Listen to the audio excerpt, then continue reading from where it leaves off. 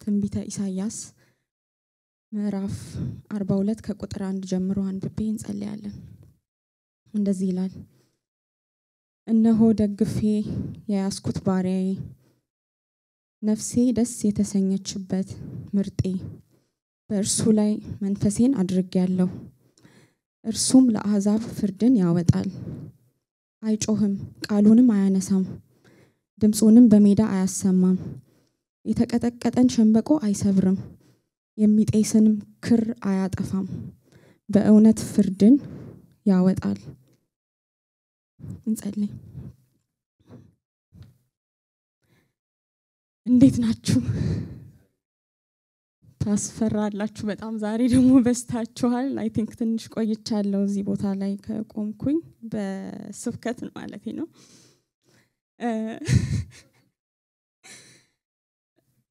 እግዚአብሔር ይሄንን እድል ስለሰጠኝ አመሰግናለሁ። ዛሬ እውነት ለመናገር ምችል አልመሰለኝም ነበር። ጧት ላይ በጣም ሲዝን ሲቀየር ትንሽ ይከብደኛልና አየሩ በጣም ያሳለኝ ነበር። መተንፈስ ምችል አልመሰለኝም። ቆሜ ለተወሰነ ደቂቃና ልደውል ያሰብኩ ነበር ወይድ ጋር፣ ግን እግዚአብሔር ይረዳኛል ብዬ አምኛለሁ። እናንተም ትታገሱኛላችሁ ብዬ አስባለሁና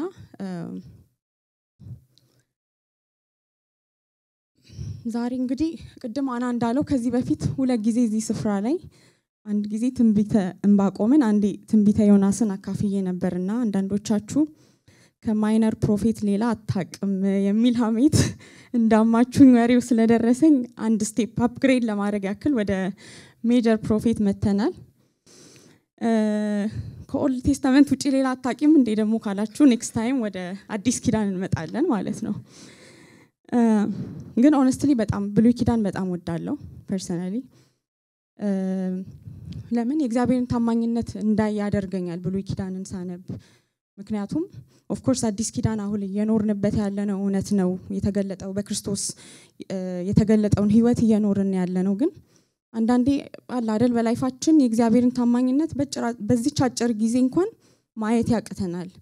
ግን ብሉይ ኪዳንን ሳይ ላይክ ለረጅም ጊዜ ላይክ ፎር ሴንቸሪስ እግዚአብሔር እንዴት የተናገረውን ቃል እንደሚፈጽም ለዛ ነው ሮሜ ምዕራፍ 1 ላይ ጳውሎስ ሲናገር ስለ ወንጌል ሲናገር በነቢያቱ አፍና በቅዱሳን መጻሕፍት አስቀድሞ ተስፋ ለሰጠው ለወንጌል ተለየ ይላል። ስለ ወንጌል ሲናገር ማለት ነውና ይሄ ራንደምሊ የመጣ ነገር አይደለም እያለ ነው። እግዚአብሔር ታማኝ ነው።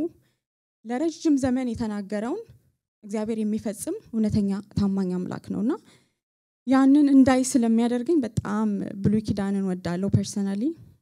ለባይብል ትሪቪያችሁም ይጠቅማል ብዬ አስባለሁ። ኔክስት ታይም ዌድ ይሄ ጥቅስ ከየት ነው ምናምን ይላችሁ ከሆነ ከኦልድ ቴስታመንት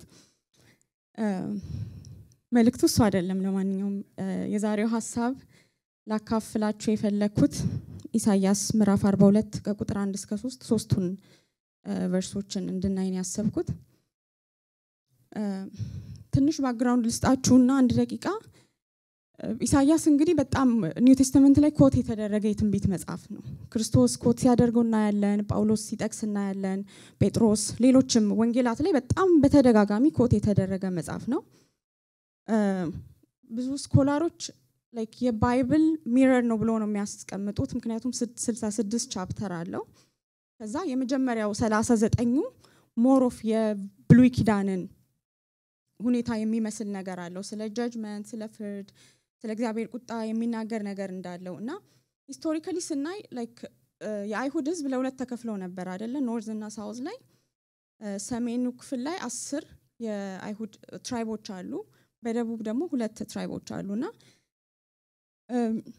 በጣም እግዚአብሔር ላይ ያመጹበት ጊዜ ነበርና ኢሳይያስ ምዕራፍ 1 ላይ እንደውም ስታዩ እግዚአብሔር ልጆች ወለድኩኝ አሳደግኩ እነሱም አመጹብኝ እስኪል ድረስ መቅደሶቻቸው ረክሰው ነበር፣ ከእግዚአብሔር ውጪ ጣዖትን ያመለኩ ነበር፣ ኢንጀስቲስ ነበር አገሪቱ ላይ፣ በጣም ከእግዚአብሔር ሐሳብ የወጡበት ጊዜ ነበርና የመጀመሪያዎቹ 39ኙ ቻፕተሮች ያንን ሞር ኦፍ ሪፍሌክት ያደርጋሉ በየመሃሉ ተስፋ የሚሰጥ ነገር ቢኖርም። ከዛ በኋላ ምዕራፍ 40 ላይ ስንመጣ የኢሳይያስ መልእክት በጃጅመንት አያበቃም፣ ሽፍት ሲያደርግ እናያለን ቶኑ ምዕራፍ 40 ላይ አጽናኑ ህዝቤን አጽናኑ ይላል አምላካችሁ እያለ ይጀምራልና የመጥምቁ ዮሐንስን አገልግሎት ጀምሮ ከዛ በኋላ እግዚአብሔር ለህዝቡ ስላለው ተስፋ ስለ ሪደምፕሽን ስለ ሳልቬሽን እግዚአብሔር ስላሰበው መዳን በጃጅመንት የሚያበቃ እንዳልሆነ ነገር ግን መሲሁ እንደሚመጣና ስለሚቀጥለው ተስፋ የሚናገረው ሰከንድ ሃፍ ላይ ነው ማለት ነውና ውስጥ ያለው ሐሳብ ይሄ ነው ተስፋን የሚሰጥ ቃል መናገር ነው እንዳልኳችሁ ሰከንድ ሃፍ ላይ ካለው ኢሳይያስ ምዕራፍ 42ን እነሆ ደግፌ ያስኩት ባሪያዬ ነፍሴ ደስ የተሰኘችበት ምርጤ በእርሱ ላይ መንፈሴን አድርጌያለሁ እርሱም ለአሕዛብ ፍርድን ያወጣል ይላልና ኢሳይያስ በትንቢት በሚያይበት ጊዜ ክርስቶስ መሆኑን አያውቁም ነበር አይደለ በዚህ ጊዜ ነገር ግን ሰርቫንት ተብሎ አገልጋይ ተብሎ ወይም ደግሞ ባሪያ ተብሎ የተጠቀሰ ሊመጣ ያለ መሲህ እንዳለ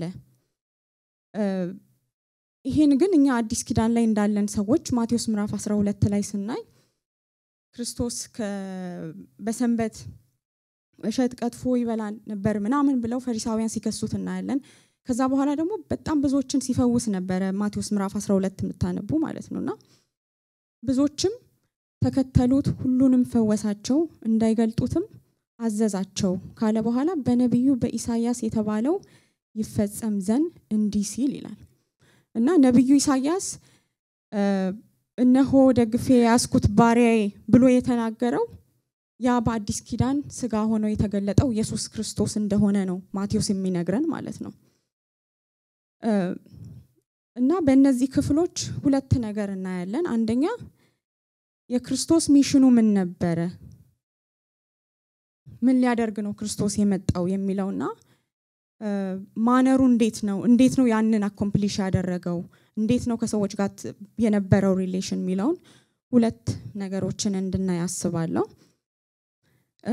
እንግዲህ ቨርሱ ሲጀምር እነሆ ደግፌ ያስኩት ባሪያዬ ብሎ እግዚአብሔር አብ እግዚአብሔር ወልድን ለኛ ሲያስተዋውቅ እናያለን እነሆ ሲለን አይናችንን ወደ እርሱ እንድናቀና ሙሉ አቴንሽናችን ወደ እርሱ እንድናደርግ because እርሱ ክርስቶስ ራሱ ነው እግዚአብሔር አብን የገለጠው የእግዚአብሔርን ማንነት ለኛ ዲስፕሌይ ያደረገው የእግዚአብሔር የልቡን ሐሳብ ለኛ የገለጠውን ነገር ግን ባሪያ ሆኖ ወደዚህ ምድር የመጣውን እነሆ ደግፌ ያስኩት ባሪያዬን ይላል ይሄ ባሪያ ሆኖ የመጣው ጌታ የእግዚአብሔርን ፍርድ የእግዚአብሔርን ምህረት የእግዚአብሔርን ጽድቅ የእግዚአብሔርን ታማኝነት ሙሉ የእግዚአብሔርን ካራክተር ሙሉ ለሙሉ ለኛ ሪቪል ያደረገልን ነበር ነፍሴ ደስ የተሰኘችበት ምርጥ ይላል ታስታውሳላችሁ አዲስ ኪዳን ላይ እግዚአብሔር አብ ስለ ልጁ ምን ብሎ ነው የተናገረው ሲጠመቅ በርሱ ደስ የሚለኝ የምወደው ልጄ ይህ ነው አለ እግዚአብሔር አብ ስለ ክርስቶስ የእግዚአብሔር ልጅ መሆኑን ዲክሌር ያደረገለት አምላክ at the same time ደግፌ ያስኩት ባሪያዬ በሚል ስም አገልጋይ በሚል ስም ራሱን ዝቅ አድርጎ እንደሚመጣ ነብዩ እየተናገረ ነበር ዮሐንስ ምዕራፍ 17 ላይ ክርስቶስ ከአባቱ ጋር ስለነበረው ህብረት ይናገራል አይደለ አባት ሆይ ዓለም ሳይፈጠር ስለወደድከኝ የሰጠኸኝን ክብሬን እንዲያዩ እኔ ባለሁበት የሰጠኸኝ እነርሱ ደግሞ ከኔ ጋር ይሆኑ ዘንድ እወዳለሁ ዓለም ሳይፈጠር ስለወደድከኝ ዓለም ወደ ኤግዚስተንስ ከመጣቱ በፊት ከእግዚአብሔር ጋር ኢተርናሊ የነበረ ሙሉ ህብረት የነበረው ምዕራፍ 14 ቁጥር 31 ላይም ነገር ግን አብን እንድወድ ዓለምን ሊያውቅ አብም እንዳዘዘኝ እንዲሁ አደርጋለሁ ተነሱ ከዚህ እንሂድ ይላል ከአብ ጋር ይህን ያክል ህብረት የነበረው ጌታ ባሪያዬ በሚል ስም ህዝቡን ሪዲም ሊያደርግ ሊመጣ በትንቢት ተነገረለት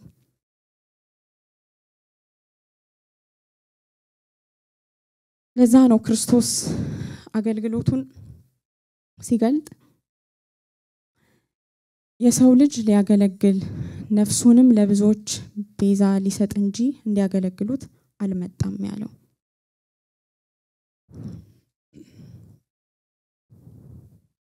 ለምንድን ነው አብ የተደሰተው በክርስቶስ?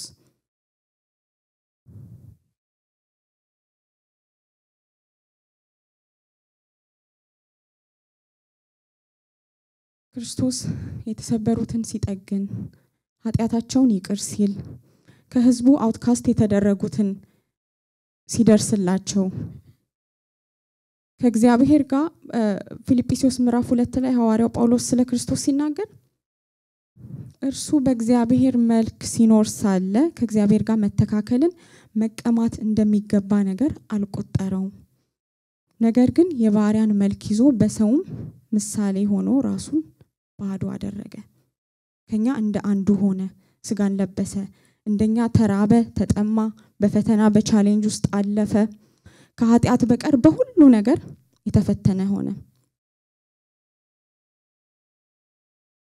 እንደ ሰው ተገኝቶ ራሱን አዋረደ ለሞት፣ ይሄውም የመስቀል ሞት እንኳን የታዘዘ ሆነ ይላል።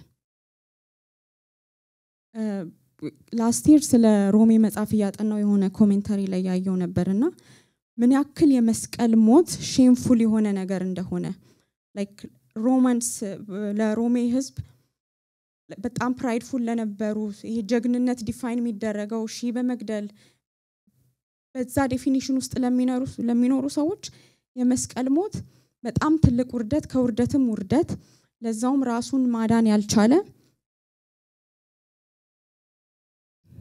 በመስቀል ሞት እንኳን የታዘዘ ሆነ። አይሁድ ለምን ይመስላችኋል እስካሁን ድረስ የክርስቶስን ማንነት መቀበል የከበዳቸው? ምክንያቱም እግዚአብሔር አብ የመሰከረለትን መሲህ ሳይሆን የጠበቁ የነበሩት በራሳቸው አስተሳሰብ በራሳቸው ጭንቅላት መሲሁ እንደዚህ አይነት ነው ብለው የሚያስቡትን መሲህ ሲጠብቁ ስለነበረ ከእግዚአብሔር ሐሳብ ጋር ተላለፉ። ነገር ግን እግዚአብሔር አብ ስለሚመጣው በትንቢት የተናገረው እነሆ ደግፌ ያስኩት ባሪያ ይላል። አንዳንዴ ዩቲዩብ ቪዲዮዎችን አያለው ልክ የአይሁድ ህዝብ ላይ ኢቫንጀሊዝም ምናምን የሚሰሩ ሰዎች እስራኤል ላይና just ስትሬንጀሮችን ምናምን ይጠይቃል። እስቲ ይሄ ቨርስ ከኦልድ ቴስተመንት ነው ከኒው ቴስተመንት ገምት ምናምን ብሎ ኢሳይያስ 53 ላይ ያነብላቸዋል። ስለ መተላለፋችን ቆሰለ፣ ስለ በደላችን ደቀቀ። ኒው ቴስተመንት ነው የሚሉት። ዋይ ኤክስፔክት አያደርጉም እንደዛ። እንኳን እነሱ ከክርስቶስ ጋር ቁጭ ብለው በልተው ጠጥተው ሲያስተምር አይተው ብዙ በሽተኞችን ሲፈውስ አይተው ብዙ ነገር ኤክስፒሪየንስ አድርገው እንኳን ደቀ መዛሙርቱ ክርስቶስ ሊያርግ ሲል ምንድነው የጠየቁት? ፖለቲካል ጥያቄ ነበር አይደል? ምክንያቱም የእግዚአብሔር ሐሳብ እግዚአብሔር መሲሁ ሊያደርግ በምን መልኩ እንደሚመጣና ምን ሊያደርግ እንደነበረ እግዚአብሔር የገለጠውን ከእግዚአብሔር አብ የወጣውን በትንቢት የተነገረውን ሳይሆን የራሳቸውን አስተሳሰብ ስለተቀበሉ ማለት ነው። አይ ቲንክ ዛሬ እኛም በህይወታችን ብዙ ነገራችን ላይ በቃ ዲሉዥን ውስጥ እንድንገባ የሚያደርገን እግዚአብሔር በቃሉ የተናገረውን የእግዚአብሔርን ሐሳብ ትተን በራሳችን ጭንቅላት ብዙ ነገሮችን ፕሮሰስ ስለምናደርግ ይመስለኛል። ክርስቶስ ምንድን ያለው ዮሐንስ መጥምቁ ዮሐንስ በታሰረበት ጊዜ ያን ሁሉ ስለ ክርስቶስ መንገድ ጠራቂ የነበረ ብዙ ነገር ሲናገር የነበረ ሲታሰር ተጠራጠረ እንደሰው። መሲሁ አንተ ነህ ወይስ ሌላን ጠብቅ ሲለው ምንድን ያለው? ዕውራን ይበራሉ፣ አንካሶች ይዘላሉ ያለ የሚደረጉ ምልክቶችን ለምንድን ያንን ያለው? ምክንያቱም ኦልድ ቴስተመንት ላይ የተነገረው መሲሁ ሲመጣ ኢሳይያስ ምዕራፍ 35 ላይ የተነገረው ያ ነው። ስለዚህ አዎ እኔ ነኝ ያለው ነው ማለት ነው። ለዛ ነው ክርስትና መገለጥ ነው እንድንል የሚያደርገን። ክርስትና ያለ መንፈስ ቅዱስ ስለ ክርስቶስ መረዳት እንዳንችል የሚያደርገን በሰውኛ ካልኩሌሽን የክርስቶስን ማንነት አምላክ የሆነው ጌታ እንደዚህ ሰርቫንት ሆኖ ዝቅ ብሎ ይመጣል ብለን ስለማናስብ ልናስብም ስለማንችል መንፈስ ቅዱስ ካልረዳን በስተቀር ስለ ክርስቶስ ማንነት መቼም ልንረዳው አንችልም። እርሱ ግን ለኛ ተገለጠ። አብን ተረከልን።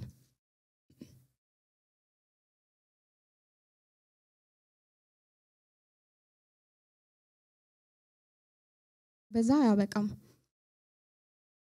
ጥቅሱ ቀጥሎ ምን ይላል? እርሱ ለአሕዛብ ፍርድን ያወጣል ይላል።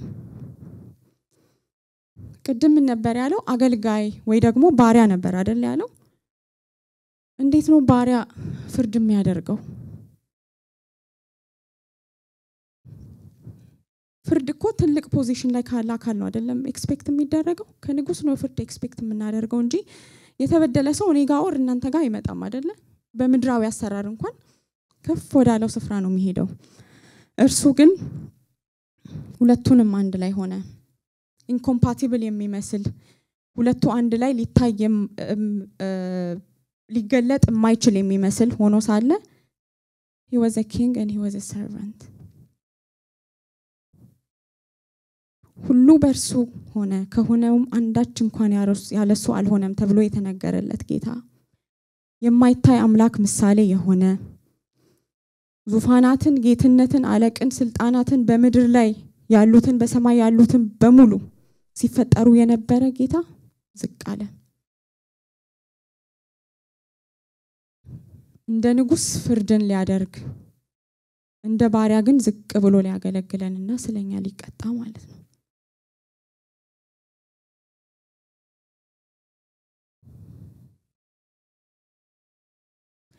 I think ትንሽ ይሄ ካራክተር በእኛም ህይወት ውስጥ መታየት ያለበት ይመስለኛል። ይሄ ለእውነት ቦልድ ሆኖ መቆም ክርስቶስ ቦልድ መሆን ባለበት ስፍራ ቦልድ ነው፣ ዝቅ ማለት ባለበት ቦታ ላይ ደግሞ ዝቅ ያለ ነው። እዚህ ጋር ፈሪሳውያንን ሲቃወም ታያላችሁ። ዮሐንስ ምዕራፍ 2 ላይ ቤተ መቅደሱን የንግድ ስፍራ ባረጉ ጊዜ በጣም እንትን ሲል ታያላችሁ። የአባቴን ቤት የንግድ ቤት አታድርጉ ሲል ታያላችሁ። አለፍ ብሎ ከዛ ግን የደቀ መዛሙርቱን እግር ዝቅ ብሎ ያጠበ። የሃይማኖት መሪዎችን ኢንካውንተር ላይክ ከእግዚአብሔር ቃል ውጪ ሲናገሩ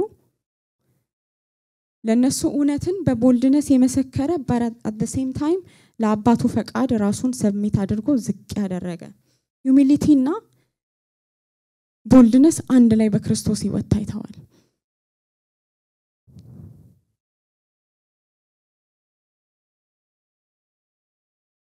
ስለዚህ እሱ አዳኛችን ብቻ ሳይሆን ይሄ ሰርቫንትሁድ ብለን የምናስበው ራስን ዝቅ ስለማድረግ humble ስለመሆን ስለ ሂዩሚሊቲ ፐርፌክት የሆነ ምሳሌያችን ክርስቶስ ብቻ ነው።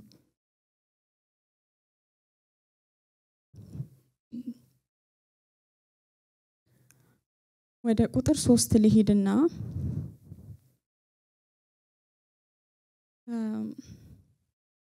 የተቀጠቀጠን ሸምበቆ አይሰብርም፣ የሚጤስንም ክር አያጠፋም። ብዙ ጊዜ በመዝሙሮቻችን የምንጠቀመው ቃል ነው አይደለ? የተቀጠቀጠ ሸምበቆ አይሰብርም፣ የሚጤስ ጧፍ አያጠፋም። ይሄ ቃል ክርስቶስ ከምን አይነት ሰዎች ጋር ነው ዲል ያደረገው ወይ ደግሞ በትንቢት መነጽር ስናይ ከምን አይነት ሰዎች ጋር ነው ዲል ሊያደርግ የነበረው የሚለውን ያሳያልና ፕሮባብሊ ሸምበቆ ማታቁ ሰዎች ትኖራላችሁ። እኔም ስለማወቅ እርግጠኛ አይደለሁም። የሆነ ፕላንት አለ ጭንቅላቴ ውስጥ እሱ ነው መሰለኝ ብዬ ማስበው፣ ግን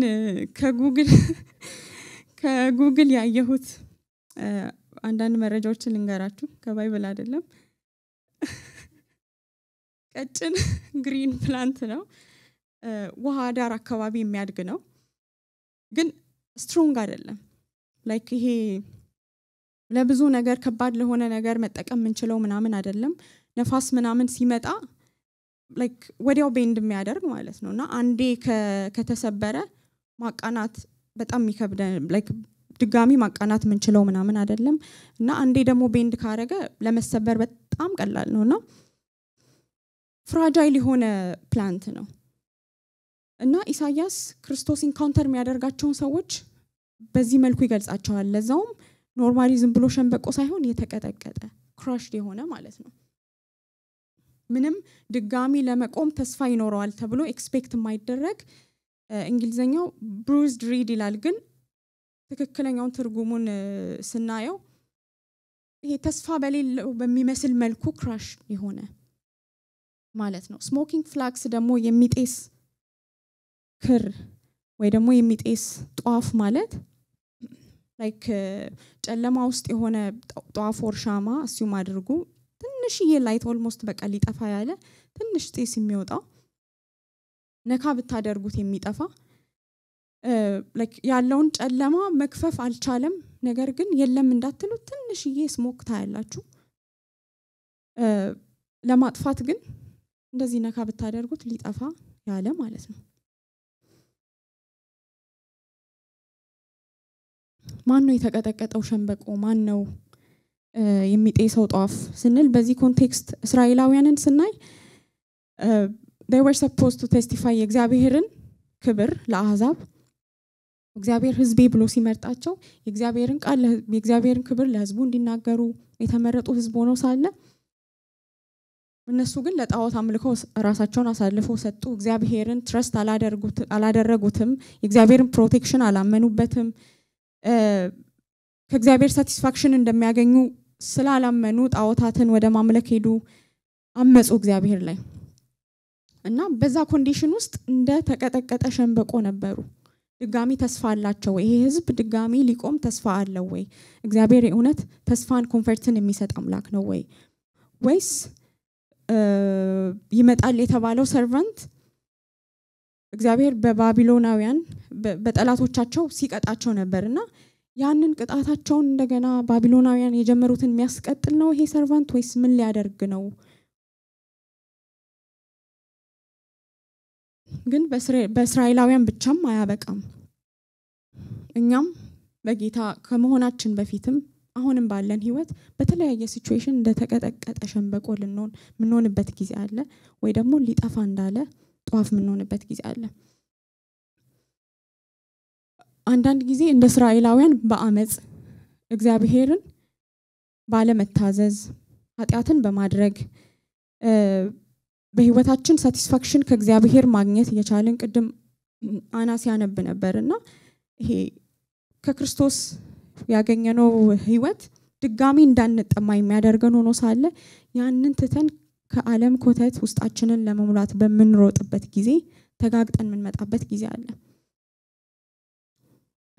የሆነ መዝሙር አለ የድሮ መዝሙር ጠባሳ ብቻ ነኝ ምህረት ያስታመኝ የሚልና እንደዛ ቆሳስለን ምንመጣበት ሲቹዌሽን ይኖራል። አንዳንድ ጊዜ ድጋሚ መነሳት ምንችል እስካይመስለን ድረስ ማለት ነው። አንዳንድ ጊዜ ደግሞ የኃጢያት ትግል ይኖራል አይደል? እንደ ክርስቲያን ከቴምፕቴሽን ጋር እንታገላለን፣ ከኃጢያት ጋር እንታገላለን፣ በብዙ የህይወት ውጣ ውረድ ውስጥ እናልፋለን። ግን በዛም አያበቃም። አንዳንድ ጊዜ የህይወት ሰርከምስታንስ ብሩዝ ሊያደርገን ይችላል፣ ሊያቆሳስለን ይችላል። ምክንያቱም በወደቀ ዓለም ውስጥ እንደሚኖር ሰው የሰው ልጅ ኤክስፒሪየንስ የሚያደርገውን ፔን ሁሉ ኤክስፒሪየንስ እናደርጋለን። ኢቭን ለእግዚአብሔር ቃል ታማኝ ሆነን ብንኖር እንኳን ስቲል በወደቀ ዓለም ላይ እንደሚኖር ሰው ተስፋ እንደሌለን ተሰምቶን ምንሆንበት ጊዜ ሊኖር ይችላል። በቃ አንድ ነገር ከዚህ በኋላ አንድ ቻሌንጅ ከመጣብኝ ምቆም አይመስለኝም፣ ከዚህ በኋላ እግዚአብሔር የሚጠቀመኝ አይመስለኝም፣ ከዚህ በኋላ ህይወቴ እንደዚህ የሚሆን አይመስለኝም ብለን ምናስባቸው ጊዜያቶች አሉ። ግን መሲሁ ጌታችን እንዴት ነው እንደዚህ አይነት ሰዎችን ዲል የሚያደርገው የሚለውን ስናይ በዲስካሬጅመንቶቻችን ላይ በተለያዩ ፈተናዎች በመናልፍበት ጊዜ ውስጥ ጌታ እንዴት ነው ዲል የሚያደርገን?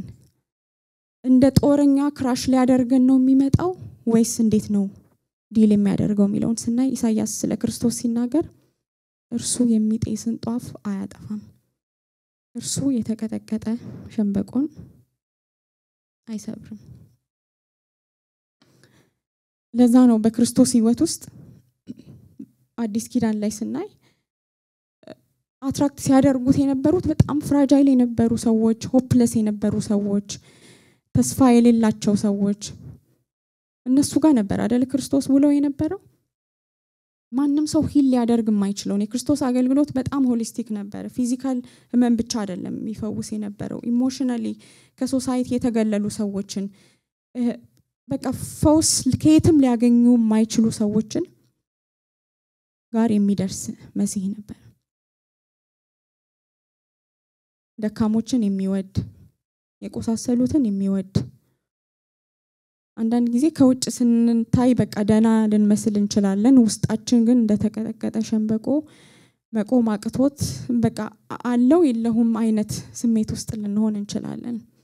ግን እግዚአብሔር ቃል ሲናገር መዝሙረ ዳዊት ላይ እግዚአብሔር ልባቸው ለተሰበረ ቅርብ ነው መንፈሳቸው የተሰበረውንም ያድናቸዋል።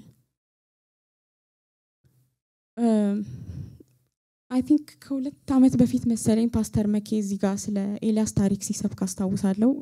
ውስጤ በጣም የቀረ ሐሳብ ሲናገር የነበረው እግዚአብሔር እንዴት ዲል እንደሚያደርግ በአንዳንድ ሲቹዌሽኖቻችን እግዚአብሔር እንዴት ዲል እንደሚያደርግ ሲናገር ኤልያስ የእግዚአብሔርን ክብር ያየ ነበር። በጣም ኤክስፒሪየንስ ያደረገ ሰው ሆኖ ሳለ በአንድ በኤልዛቤል እንትን በቃ ከዚህ በኋላ ከአባቶች አልበልጥም በቃ ወሰደኝ ምናምን ብሎ በጣም ዲፕሬስድ በነበረበት ሰዓት እግዚአብሔር አንተ እንዴት እንደዚህ አድርጌ ይሄን አይተ ምናምን አይደለም ያለው ኬር ነበር ያደረገለት።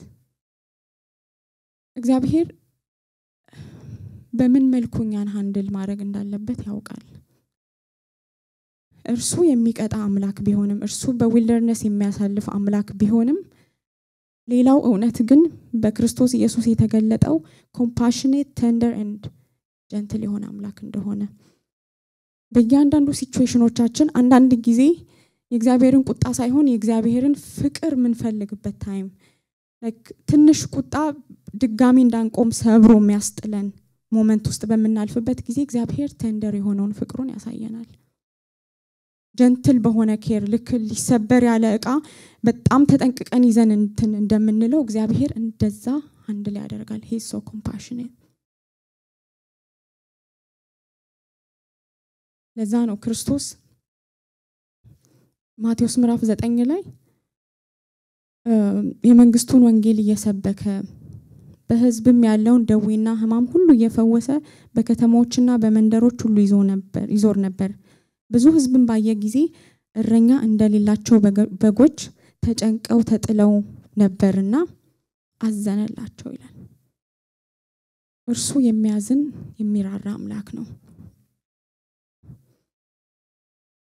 ለዛ ነው በተመሳሳይ መልኩ ክርስቶስ ሃንድል ሲያደርግ ማናየው ነገሮችን ፈሪሳውያንን ሃንድል ያደረገበት መንገድና ያችን የሰማርያዊቱን ሴት ሃንድል ያደረገበት መንገድ ተመሳሳይ አልነበረም።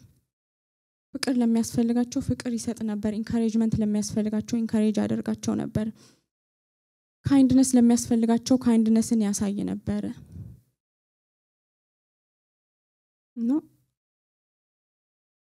የእግዚአብሔር ካራክተርን ነጣጥለን አናምንም በሙሉ እናምናለን። ግን እያንዳንዱን ካራክተር ደግሞ ለየብቻው ማየት ጥሩ ይመስለኛልና እሱ ኮምፓሽኔት የሆነ አምላክ ነው።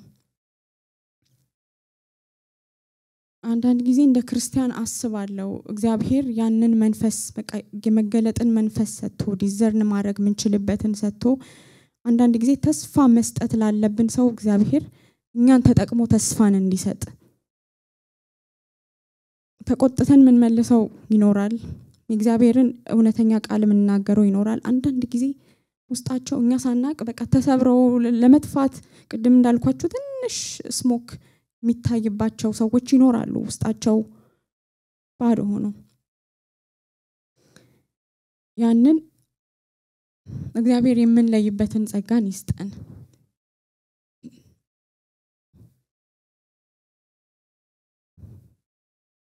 እርሱ ግን ዋይዝ ስለሆነ እንዴት ሃንድል እንደሚያደርገን ያውቃል። ኢንፋክት በውስጣችን ያለች ትንሽ ላይት የእግዚአብሔር የጸጋው ምልክት ነው አይደለ? እግዚአብሔር ጸጋ መኖሩን ነው የሚያሳየው። ጠፍተን አለመቅረታችን በብዙ ተስፋ በሚያስቆርጡ ነገሮች ውስጥም ሆነን ግን ያቺ የክርስቶስ ብርሃን በውስጣችን የምትታየው ጸጋው በህይወታችን መኖሩን የሚያሳየን ነገር ነው ማለት ነውና ያንን ሲያደርግ ክርስቶስ እንደ ኃያል እንደ ጦረኛ ምናምን አርሚ ይዞ ምናምን አይደለም ያደረገው። ለዛ ነው ኢሳይያስ ሲናገር ቃሉን አያነሳም ድምጹን በሜዳ አያሰማም ይላልና ይሄ እንደ ባቢሎናውያን ወይ ደግሞ እንደ ተዋጊዎች ሆኖ አይደለም የመጣው። ቀስ ብሎ ወደ ያንዳንዳችን ቤት የገባው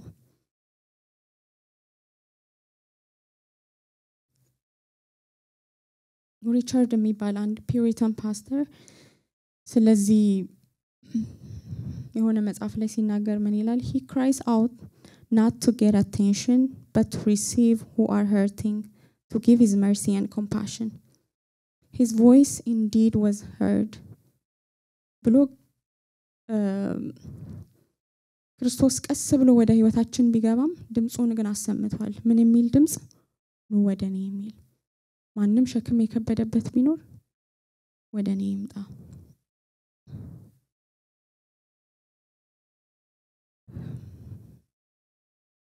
እርሱ የሚጤስ ክር አያጠፋም፣ የተቀጠቀጠም አይሰብርም። የተቀጠቀጠ ሸንበቆ አይሰብርም፣ ነገር ግን ፍርድን ያደርጋል። እንዴት ነው ፍርድን የሚያደርገው? ስለ ጀስቲስ ስናወራ እንግዲህ ሁላችንም እናውቃለን። ጀስቲስ ማለት መሆን ወዳለበት ስፍራ መመለስ ማለት ነውና አብዛኛው ሳይሆን ሁሉም በሰው ህይወት ላይ የምናየው እዚህ ምድር ላይ ያለው ችግር መነሻው ኃጢአት ነው። አዳምና ሔዋን በኃጢአት በወደቁ ጊዜ ከእግዚአብሔር ጋር ያለ ሪሌሽንሺፕ ሲቋረጥ ነው ሰው ከራሱ ጋርም ችግር ውስጥ የገባው፣ ከሌላውም ሰው ጋር ችግር ውስጥ የገባው። ኢቭን አሁን በጌታ ሆነንም ከእግዚአብሔር ጋር ያለን ነገር ሲበላሽ ከራሳችን ጋር መቼም ልንስማማም አንችልም። ከሰውም ጋርም ተስማምተን መኖር በጣም ይከብዳልና በሙላት የእግዚአብሔር መንግስት ባይገለጥም በክርስቶስ የተገለጠልን ግን ያንን ሪሌሽንሺፕ ሪስቶር ማድረግ ነበረ። ያንን ጀስቲስ ማምጣት ነበርና ክርስቶስ ምን አደረገ? በራሱ በኩል ሰላምን አድርጎ በምድር ወይም በሰማይ ያሉትን ለራሱ እንዲያስታርቅ ፈቀደ ይላል ቆላስይስ 1:20 ላይ። ሐሳቤን ስጠቀልል አንደኛ በእግዚአብሔር ካራክተር መጽናናት እንድንችል እርሱ የሚራራ አምላክ ነው። ብዙዎችን መጽሐፍ ቅዱስ ከብሉይ ኪዳን እስከ አዲስ ኪዳን የነበሩ ሰዎችን ታሪክ ሲናይ የእግዚአብሔርን ኮምፓሽን በእያንዳንዱ ሰው ህይወት ውስጥ እናያለን። በወደቁበት ሰዓት ላይ በኃጢአት በወደቁበት ሰዓት ላይ በብዙ ሲቹዌሽኖች በሚያልፉበት ሰዓት ላይ የእግዚአብሔር ማንነት ኮምፓሽኔት መሆኑ፣ ቴንደር መሆኑ፣ ጀንትል መሆኑ የተገለጠበት እናያለንና በዚህ ቃል እግዚአብሔር ውስጣችንን እንዲያጽናናው። ሌላው ደግሞ ላይክ በቃ ሪፔር አይደረግም በሚል ልክ ውስጣችን በብዙ ጥያቄ በብዙ ሸክም ውስጥ ያለን ሰዎች ካለን በቃ ድጋሚ መቆም ምችል አይመስለኝም የምንል እግዚአብሔር ድጋሚ ሊጠቀመኝ የሚችል አይመስለኝም የምንል ሰዎች ካለን በተለያየ የላይፍ ውጣ ውረድ ውስጥ ኦቨርዌልምድ የሆነን ሰዎች ካለን እርሱ ጀጅ ሊያደርገን ቶርመንት ሊያደርገን አይደለም። መሲሁ የመጣው ለደካሞች ነው እና ከእርሱ ሪፔር ከማድረግ አቅም ያለፈ የትኛውም አይነት ችግር የለም። እርሱ ሪፔር ከማድረግ ከሚችለው በላይ ያለ የተቀጠቀጠ ሸንበቆ የለም።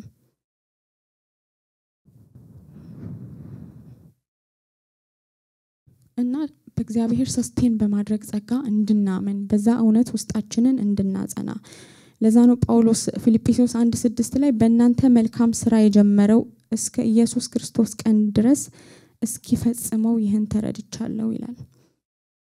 ሰስቴን የሚያደርግ ጸጋ ተገልጧል። እኛ በቃ የሚጤስ ጧፍ ብለን ራሳችንን ልናስብ እንችላለን። እግዚአብሔር ግን በዛ ውስጥ አልፎ የሚሰራውን ጸጋ ነው የሚያየው። በተለያየ ህይወት ውጣ ውረድ ውስጥ ብናልፍ በተለያየ ዊልደርነስ ውስጥም ብንሄድ ዛሬም የሚያቆም የሚያጸና የእግዚአብሔር ጸጋ አለ እና ከጥቅም ውጭ የሆነ ምንም አይነት ነገር የለም። እግዚአብሔር የማይጠቀመው ምንም አይነት ነገር የለምና በዚህ ቃል እንድናጽናና ወደ ክርስቶስ እንድንመጣ እርሱ እንደጠራን እናንተ ደካሞች ሸክማችሁ የከበደ ሁሉ ወደኔ ኑ እኔም አሳርፋችኋለሁ፣ ቀንበሬን በላያችሁ ተሸከሙ ከእኔም ተማሩ፣ እኔ የዋህ በልቤ ትሁት ነኝና ለነፍሳችሁም እረፍት ታገኛላችሁ። ቀንበሬ ልዝብ ሸክሜም ቀሊል ነውና። ወደ አለ ጌታ መምጣት ይሆንልን። ዛሬም ትንሽ ደቂቃ እንጸልይና